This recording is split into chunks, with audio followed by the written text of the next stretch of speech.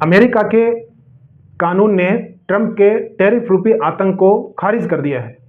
क्या अब राष्ट्रपति ट्रंप हैं दुनिया पर उतनी ही शिद्दत के साथ टैरिफ लगा सकेंगे? वहाँ के कोर्ट ने इसे खारिज कर दिया है और अभी ऊपरी अदालत में इसका निर्णय आना बाकी है। जिस तरीके से राष्ट्रपति डोनाल्ड ट्रंप पूरी दुनिया के ऊपर, पूरी दुनिया के देशों के ऊपर ह्यूमिलिएट करते हुए जैसे वो अपने टैरिफ के आतंक को इम्प्लीमेंट करते जा रहे थे, वहाँ के कोर्ट में इसकी अपील की गई कि ट्रंप के पास इस तरह का कोई अधिकार नहीं है कि वो पूरी दुनिया के ऊपर इस तरह का टैरिफ लगाए। और अमेरिका के US court of appeals for federal circuit ने ट्रंप की इस टैरिफ नीति को खारिज कर दिया है।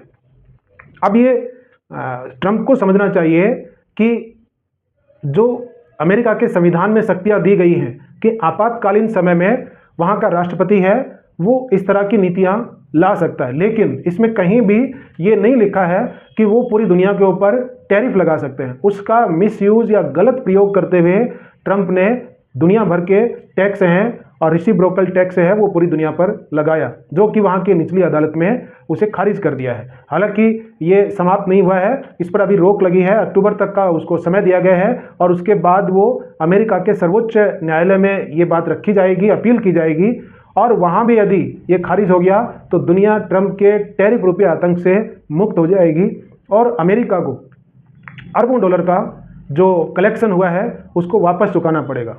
ऐसे में राष्ट्रपति ट्रंप हैं वो एकदम से बौखला गए हैं। उन्होंने कोर्ट को ही झूठ करार दिया है कि ये उनका फैसला है वो गलत है और यदि इसे खारिज किया गया तो अमेरिका और ज़्यादा कर्जे में डूब जाएगा। तो ये तो अमेरिका और राष्ट्रपति ट्रंप को बहुत पहले सोचना चाहिए था कि क्यों इतने गलत तरीके से, और ये होता भी नहीं यदि वो भारत से नहीं टकराते तो। मनमानी मर्जी से, जैसे चीन के ऊपर शुरुआत में 250% टैक्स लगाया, जब उसने सामना किया तो भीगी बिल्ली बनके उस पर से वो चीज़ें हटा ली। ऐसे ही भारत के ऊपर भी उन्होंने अपने टैरिफ टेरर को इम्प्लीमेंट करना चाहा जो उन पर लागू नहीं हुआ। ऐसे में ट्रंप है वो बौखला गए हैं कि यदि ऐसा किया गया, खारिज किया गया तो अमेरिका की अर्थव्यवस्था है वो बर्बाद हो जाएगी। पहले भी अमेरिका इतने सारे कर्ज में डूबा है कि वो दूसरों पर टैरिफ लगा करके धन इकट्ठा करने की प्लानिंग कर रहा है, जो कहीं से भी ये नहीं लगता कि अमेरिका अपने कर्ज को उतार पाएगा। डोनाल्ड ट्रंप या अमेरिका के लोग हैं वो इस बात को भूल जाते हैं कि दुनिया अब बदल चुकी है। यूनिपोलर और ट्रंप इस बात को भूल जाते हैं, वो मुगालते में है कि दुनिया अभी बाइपोलर और यूनिपोलर नहीं है। पूरी दुनिया अब मल्टीपोलर हो चुकी है। सब देश अपने अपने हित के लिए, लाभ के लिए एक दूसरे के साथ अपने संबंध रखते हैं।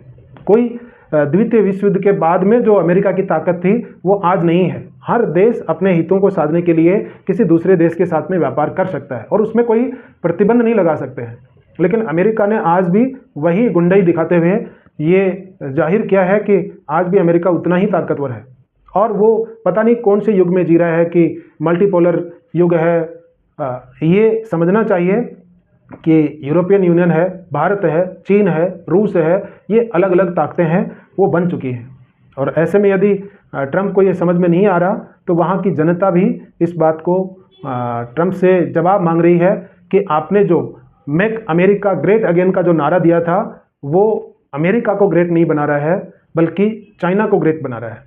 क्योंकि जिस नारे को लेकर के चुनाव लड़ा था और अमेरिकी जनता को ये भरोसा दिलाया था कि मैं दोबारा से अमेरिका को महान और ग्रेट बना दूंगा, तो ये पूरी दुनिया के ऊपर जो टैक्स लगा करके अमेरिका को ग्रेट बनाने की नीति पर चल रहे हैं उसमें चीन पर क्यों नहीं लगाया?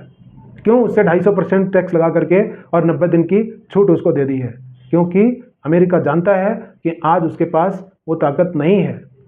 वो भारत से इसलिए टकरा रहा है कि भारत एक सॉफ्ट कॉर्नर है जिसको साध करके और रशिया को दबा लेंगे। लेकिन भारत भी अपने उसूलों और अपने सिद्धांतों पर कायम है।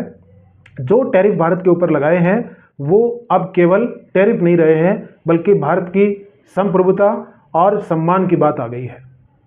क्योंकि जिस तरीके से अपमानित करते हुए भारत पर पहले 25% और फिर 25% दंडनीय टैक्स के रूप में भारत पर जो लगाया है, तो भारत उसका कड़ा मुकाबला कर रहा है। अमेरिका को ये समझना होगा कि इतनी बड़ी अर्थव्यवस्था, दुनिया के सबसे बड़े लोकतांत्रिक देश और दुनिया के सबसे बड़े आईटी हब, व्यापार, फास्टेस्ट ग्रोइंग इकोनॉमी, उसको चैलेंज करके, उसको दबा करके और दबाने के झूठे प्रयास करके भारत को और ज़्यादा हिम्मत और साहस दे रहे हो। इससे कहीं भी भारत झुकने वाला नहीं है कि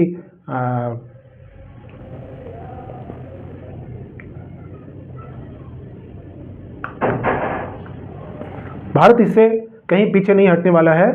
और अमेरिका यदि अब शांत भी हो जाता है या अपने टैरिफ वापस भी ले लेता है, तो भी भारत अमेरिका के ऊपर अब विश्वास नहीं कर सकता है। जो ट्रस्ट डेफिसिट भारत और अमेरिका के बीच में बन गया है, पिछले 25 वर्षों से जो 5 राष्ट्रपतियों ने भारत और अमेरिका के बीच के संबंधों को विकसित करते हुए यहाँ तक लेके आए थे, उसको 3 सप्ताह में डोनाल्ड ट्रंप ने ख़त्म कर दिया है। यदि अब फिर से, क्योंकि अमेरिकन्स की आदत होती है, एंग्लो सेक्शंस की आदत होती है कि वो खूब दबाएंगे, भारत को खूब दबाएंगे और एक सेंटेंस बोल करके उसको रफा दफा कर देंगे। लेकिन इस बार शायद भारत उतनी तवज्जो अमेरिका को अब नहीं देगा जितना कि पहले देते थे।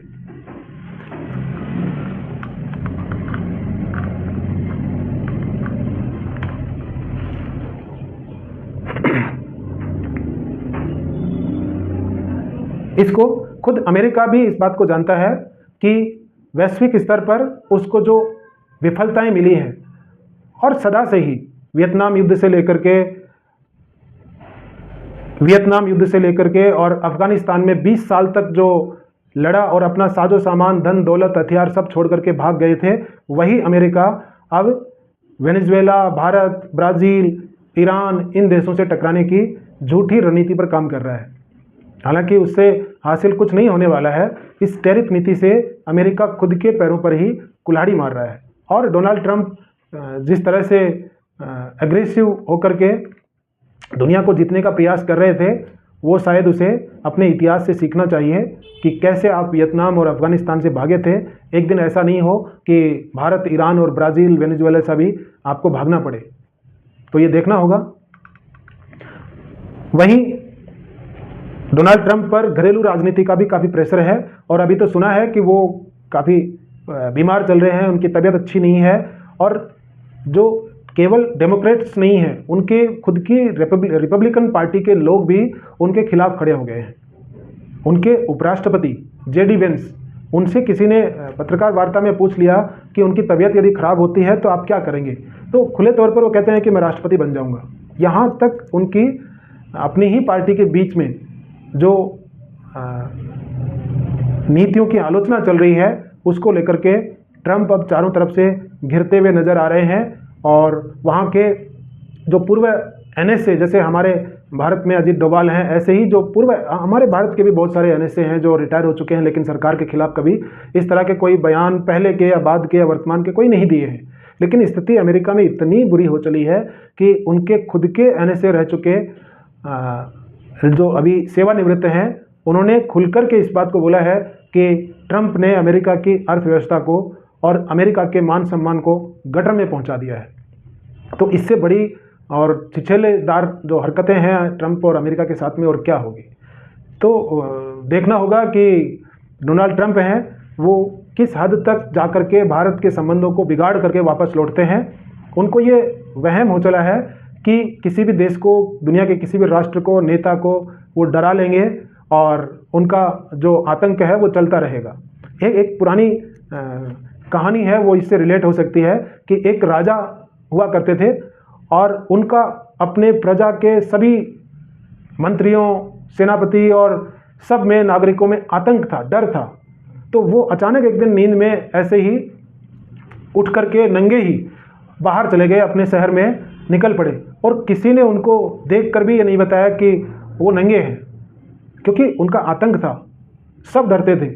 यदि राजा ने दिन कहा तो दिन, रात कहा तो रात, कोई ये नहीं कह सकता था कि राजा नंगा दौड़ रहा है या नंगा जा रहा है। एक छोटे बच्चे ने उसे देख लिया और अवाक से बोला पूरी जनता के सामने या लोगों के सामने कि राजा नंगा है। अचानक उसने दौड़ करके अपने घर आकर आईने में खुद को देखा तो पाया कि वो तो नंगा है। किसी ने उसको क्यों नहीं बताया? उसकी प्रजा में कितने सारे लोग और उनके मंत्री शंत्री जो मिले थे, उन्होंने क्यों नहीं बताया? क्योंकि वो उसके आतंक से डरते थे। ठीक वैसे ही पूरी दुनिया के जो नेता हैं, राष्ट्राध्यक्ष हैं या देश हैं, वो ट्रंप के टैरिफ रूपी आतंक से डर गए हैं। लेकिन ब्राज़ील और भारत वो बच्चा निकला जो उस नंगे राजा का हालिया बयान कर दिया, और उसे ये आईने में जाकर के देखने पर ये पता चला कि वो तो नंगा है।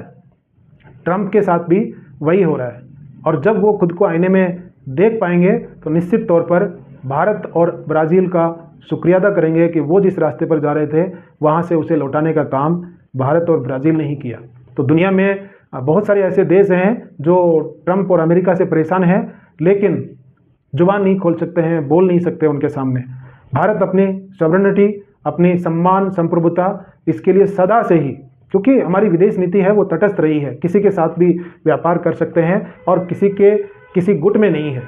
अलग अलग संगठनों में हमारी हिस्सेदारी होती है, आमंत्रित होते हैं, व्यापारिक जो संगठन है उनके साझेदार होते हैं, लेकिन किसी एक गुट के साथ नहीं जाते हैं। और ना ही कोई देश यदि डराता है तो उससे दबते हैं। और ऐसा ट्रंप जैसा कोई नंगा शासक यदि घूमता है तो उसको आईना भी दिखाते हैं कि आपको कपड़े पहनने की ज़रूरत है। तो देखते हैं आगे क्या होता है। ट्रंप को झुकना पड़ेगा, जिस तरह से एससीओ समिट में पूरी दुनिया की नज़र है, और आगे आने वाले अंक में हम और अपडेट्स लाते रहेंगे। यदि आपको हमारा कंटेंट है वो पसंद आ रहा है तो आप उसको लाइक करिए, शेयर करिए, अपने फ्रेंड्स के साथ में साझा करिए, और उसको हमारे चैनल को सब्सक्राइब करिए।